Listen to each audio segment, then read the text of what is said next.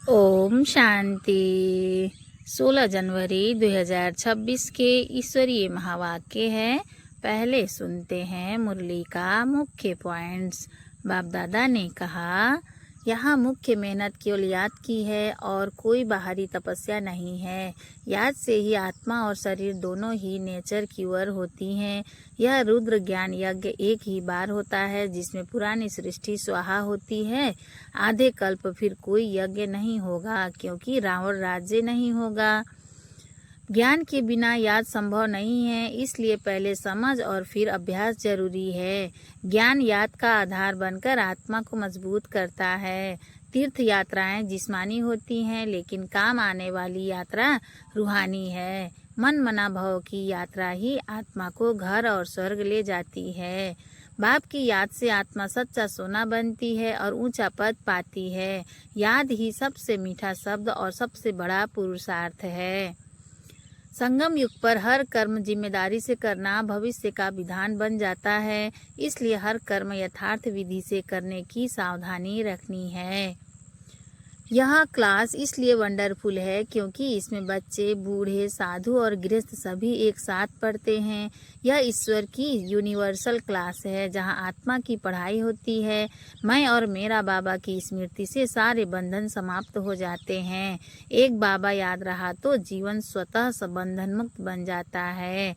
और अब सुनते हैं महावाक्यों को विस्तार से। मुरली का सार। मीठे बच्चे, तुम जो भी कर्म करते हो उसका फल अवश्य मिलता है। निष्काम सेवा तो केवल एक बाप ही करते हैं। प्रश्न है बाबा का, यह क्लास बड़ा वंडरफुल है कैसे? यहाँ मुख्य मेहनत कौन सी करनी होती है? यह क्लास बड़ा वंडरफुल है कैसे? यहाँ मुख्य मेहनत कौन सी करनी होती है? उत्तर है बाबा का, यही एक क्लास है जिसमें छोटे बच्चे भी बैठे हैं तो बूढ़े भी बैठे हैं। यह क्लास ऐसा वंडरफुल है जो इसमें अहिल्याएं, कुब्जाएं, साधु भी आकर एक दिन यहाँ बैठेंगे। यहाँ है ही मुख्य याद की मेहनत। यहाँ है ही मुख्य याद की मेहनत। याद से ही आत्मा और शरीर की नेचर क्यूअर होती है, परंतु याद के लिए भी ज्ञान चाहिए। गीते बाबा का, रात के राही थक मत जाना। ओम शांति। मीठे मीठे रूहानी बच्चों ने गीत सुना। रूहानी बाप बच्चों को इसका अर्थ भी समझाते हैं। वंडर तो यह है, गीता अथवा शास्त्र आदि बनाने वाले इसका अर्थ नहीं जानते, हर एक बात का अनर्थ ही निकालते हैं। रूहानी बाप जो ज्ञान का सागर पतित पावन है, वह बैठ इनका अर्थ बताते हैं। राजयोग भी बाप ही सिखलाते हैं। तुम बच्चे जानते हो अभी फिर से राजाओं का राजा बन रहे हैं, और स्कूलों में ऐसे कोई थोड़े ही कहेंगे कि हम फिर से बैरिस्टर बनते हैं। फिर से यह अक्षर किसको कहने नहीं आएगा? फिर से यह अक्षर किसको कहने नहीं आएगा? तुम कहते हो हम 5000 वर्ष पहले मिस्र फिर से बेहद के बाप से पढ़ते हैं। यह विनाश भी फिर से होना है जरूर। कितने बड़े बड़े बॉम्ब्स बनाते रहते हैं, बहुत पावरफुल बनाते हैं, रखने लिए तो नहीं बनाते हैं ना। यह विनाश भी शुभ कार्य के लिए है ना। तुम बच्चों को डरने की कोई दरकार नहीं है। यह है कल्याणकारी लड़ाई। बाप आते ही हैं कल्याण के लिए, कहते भी हैं बाप आकर ब्रह्मा द्वारा स्थापना, शंकर द्वारा द्वारा विनाश का कर्तव्य कराते हैं। सो यह बॉम्ब्स आदि है ही विनाश के लिए। इनसे जास्ती और तो कोई चीज है नहीं। साथ साथ नेचुरल कैलेमिटीज भी होती है, उनको कोई ईश्वरीय कैलेमिटीज नहीं कहेंगे। यह कुदरती आपदाएं ड्रामा में नूद है, यह कोई नई बात नहीं। कितने बड़े बड़े बॉम्ब्स बनाते रहते हैं, कहते हैं हम शहरों के शहर खत्म कर देंगे। अभी तो अभी जो जापान की लड़ाई में बॉम्ब्स चलाए, यह तो बहुत छोटे थे। अभी तो बड़े बड़े बॉम्ब्स बनाए हैं। जब जास्ती मुसीबत में पड़ते हैं, सहन नहीं कर सकते तो फिर बॉम्ब शुरू कर देते हैं। तो फिर फॉर्म्स शुरू कर लेते हैं। कितना नुकसान होगा वह भी ट्रायल कर देख रहे हैं। अरबों रुपया खर्चा करते हैं। इन बनाने वालों की तनख्वाह भी बहुत होती है। तो तुम बच्चों को खुशी होनी चाहिए, पुरानी दुनिया का ही विनाश होना है। तुम बच्चे नई दुनिया के लिए पुरुषार्थ कर रहे हो। विवेक भी कहता है पुरानी दुनिया खत्म होनी है ज़रूर। विवेक भी कहता है पुरानी दुनिया खत्म होनी है ज़रूर। बच्चे समझते हैं कलयुग में क्या है, सतयुग में क्या होगा। बच्चे समझते हैं कलयुग में क्या है, सतयुग में क्या होगा। तुम अभी संगम पर खड़े हो, जानते हो सतयुग में इतने मनुष्य नहीं होंगे तो इन सब का विनाश होगा। यह कुदरती आपदाएं कल्प पहले भी हुई थी। पुरानी दुनिया खत्म होनी ही है। कैलेमिटीज़ तो ऐसी बहुत होती आई हैं, परंतु वह होती है थोड़ी अंदाज में। अभी तो यह पुरानी दुनिया सारी खत्म होनी है। तुम बच्चों को तो बहुत खुशी होनी चाहिए। हम रूहानी बच्चों को परमपिता परमात्मा बाप बैठ समझाते हैं। यह विनाश तुम्हारे लिए हो रहा है। यह विनाश तुम्हारे लिए हो रहा है। यह भी गायन है रुद्र गान ज्ञान यज्ञ से विनाश ज्वाला प्रज्वलित हुई। कई बातें गीता में है जिनका अर्थ बड़ा अच्छा है। कई बातें गीता में हैं जिनका अर्थ बड़ा अच्छा है, परंतु कोई समझते थोड़ी ही हैं।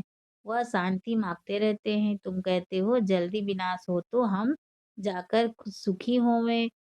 तुम कहते हो जल्दी विनाश हो तो हम जाकर सुखी होवें। बाप कहते हैं सुखी तब होंगे जब सतो प्रधान होंगे। सुखी तब होंगे जब सतो प्रधान होंगे। बाप अनेक प्रकार की पॉइंट्स देते हैं। फिर कोई की बुद्धि में अच्छी रीति बैठती है, कोई की बुद्धि में कम। बुढ़ियाएं समझती हैं शिव बाबा को याद करना है बस। उनके लिए समझाया जाता है अपने को आत्मा समझ बाप को याद करो। फिर भी वर्षा तो पा लेती हैं, साथ में रहती हैं। प्रदर्शनी में सब आएंगे। अजामिल जैसे पाप आत्माओं, गणिकाओं आदि सब का उद्धार होने का है। मेहतर भी अच्छे कपड़े पहनकर आ जाते हैं।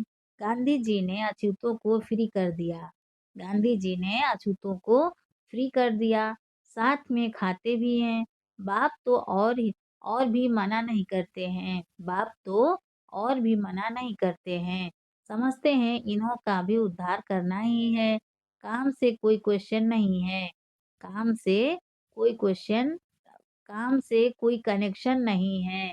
इसमें सारा मदार है बाप के साथ बुद्धि योग लगाने का।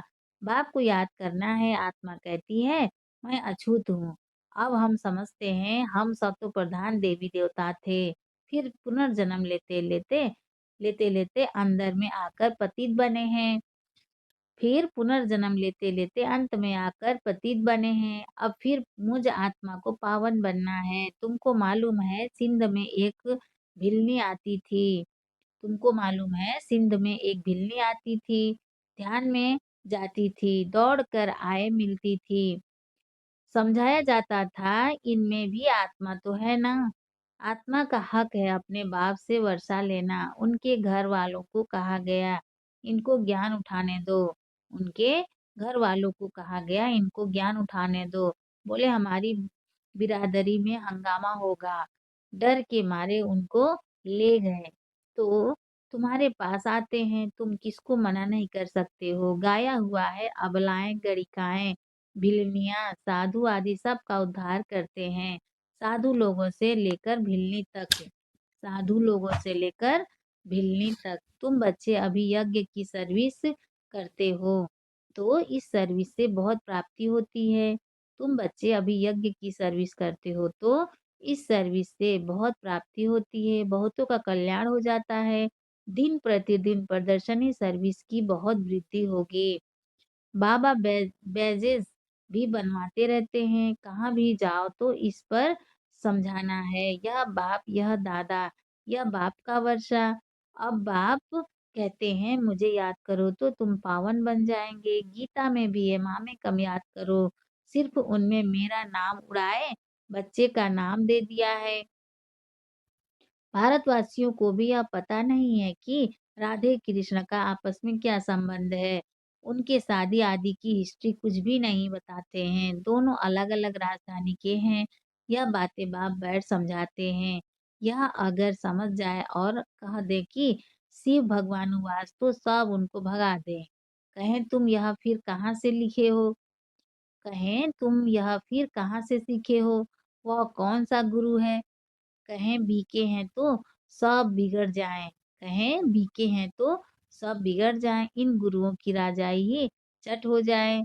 ऐसे बहुत आते हैं, लिख कर भी देते हैं, फिर गुम हो जाते हैं। बाप बच्चों को कोई भी तकलीफ नहीं देते हैं। बाप बच्चों को कोई भी तकलीफ नहीं देते हैं, बहुत सहज युक्ति बतलाते हैं। कोई को बच्चा नहीं होता है तो भगवान को कहते हैं बच्चा दो, फिर मिलता है तो उनकी बड़ी अच्छी परवरिश करते हैं, पढ़ाते हैं। फिर जब बड़ा होगा तो कहेंगे अब अपना धंधा करो। बाप बच्चे को परवरिश कर उनको लायक बनाते हैं तो बच्चों का सर्वेंट ठहराना, यह बाप तो बच्चों की सेवा कर साथ ले जाते हैं।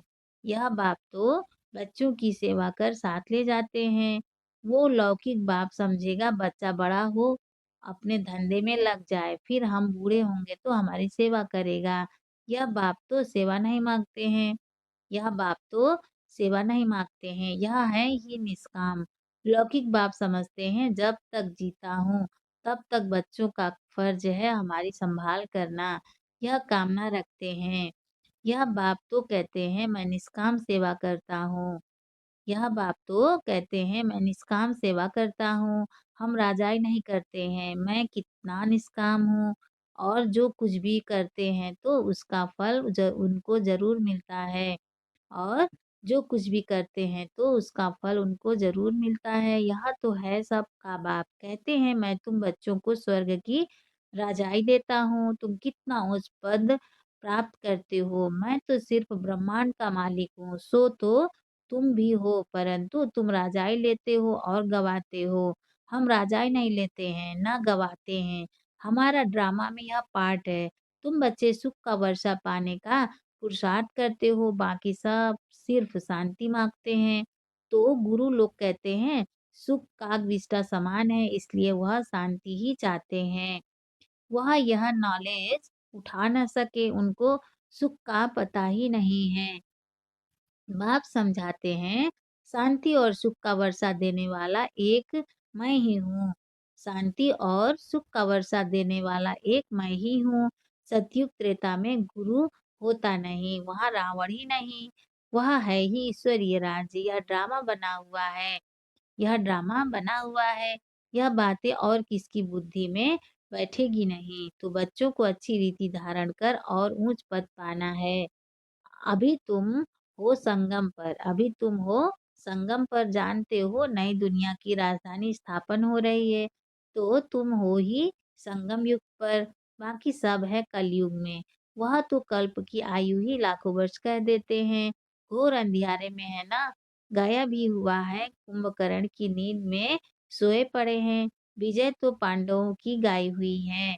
तुम हो ब्राह्मण, यज्ञ ब्राह्मण ही रचते हैं। तुम हो ब्राह्मण, यज्ञ ब्राह्मण ही रचते हैं। यह तो है सबसे बड़ा बेहद का भारी ईश्वरीय रुद्र यज्ञ।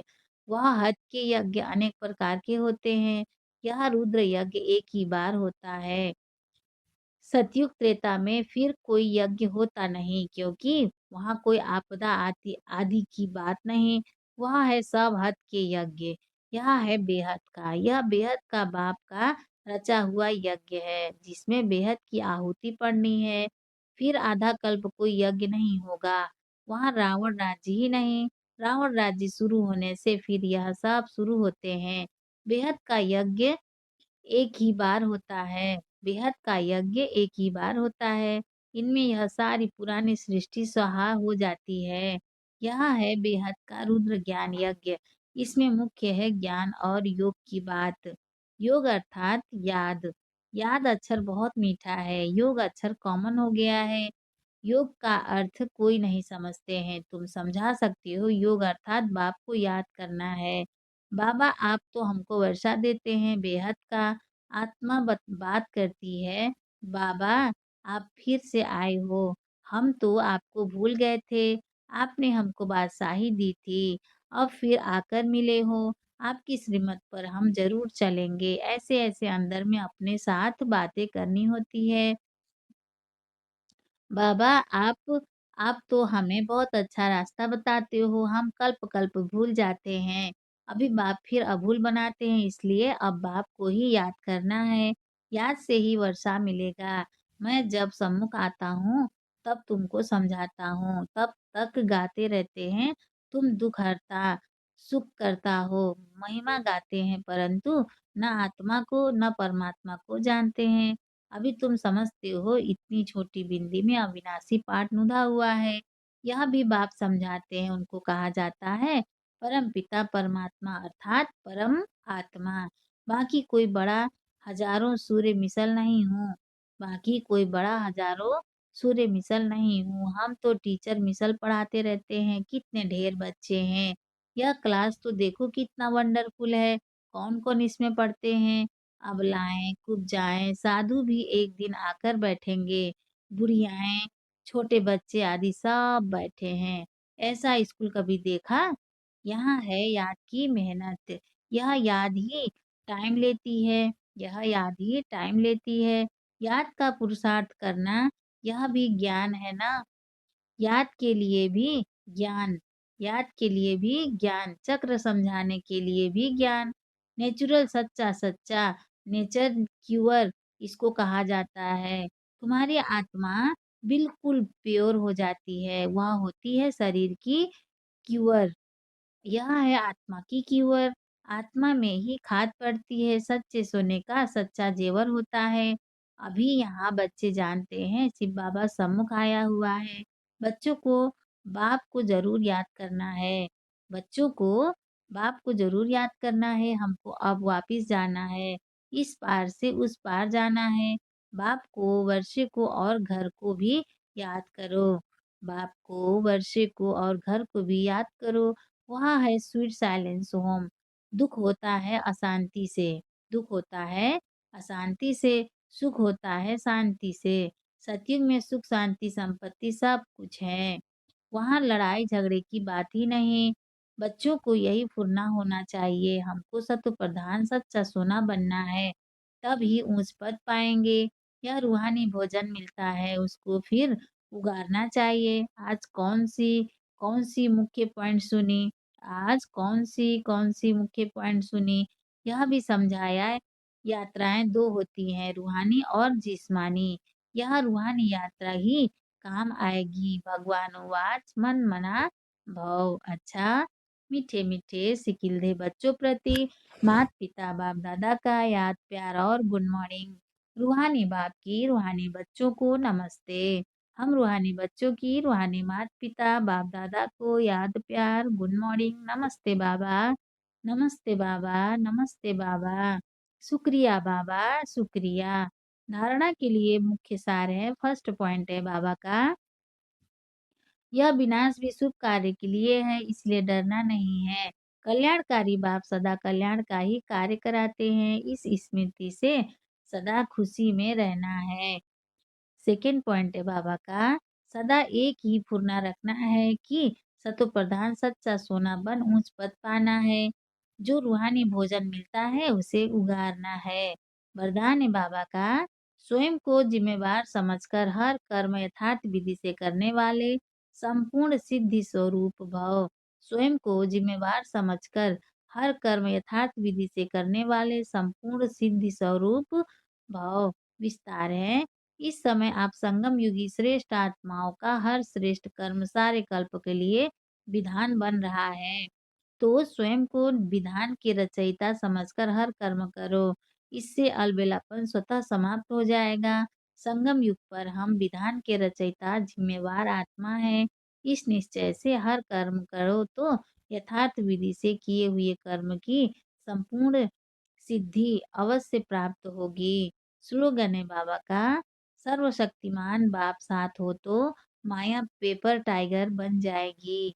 सर्वशक्तिमान बाप साथ हो तो माया पेपर टाइगर बन जाएगी। अव्यक्त इशारे हैं बाबा का, इस अव्यक्ति मास में बंधन मुक्त रह जीवन मुक्त स्थिति का अनुभव करो।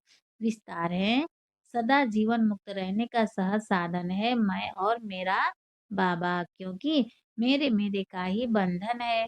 मेरा बाबा हो गया तो सब मेरा खत्म। मेरा बाबा हो गया तो सब मेरा खत्म। जब एक मेरा में सब मेरा मेरा समाप्त हो जाए, जब एक मेरा में सब मेरा मेरा समाप्त हो गया तो बंधन मुक्त हो गए। तो यही याद रखना कि हम ब्राह्मण जीवन मुक्त आत्मा हैं। तो यही याद रखना कि हम ब्राह्मण जीवन मुक्त आत्मा हैं। अच्छा, ओम शांति।